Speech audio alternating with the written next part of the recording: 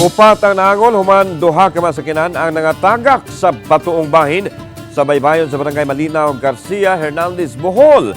Nahitabo kini kagahapon, pasado alas 7 sa gabii, diin naangol ang usa ka driver sa SUV ug usa ka driver sa delivery truck. Lakip na ang duha ka mga pahinante.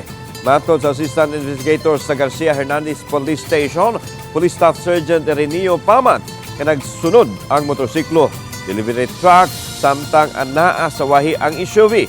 Ngayong kalit nga may overtake ang SUV sa nagunang delivery truck ug motorsiklo. Apan, may gikasugat ang SUV hinungdan nga milihay kini ug nadasmagan ang delivery truck dayon natagak sa pangpang nga gibanabanang adunay gihabugon nga 36 metros. Gikan sa Tagbilaran City ang duha ka masakyanan.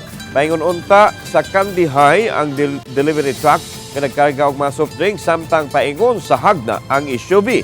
Gidalas na balanan ang mga naangol sa mga insidente. Nahimangnos kapulisan sa mga motorista ilabi na sa lawom na nga kagabhion.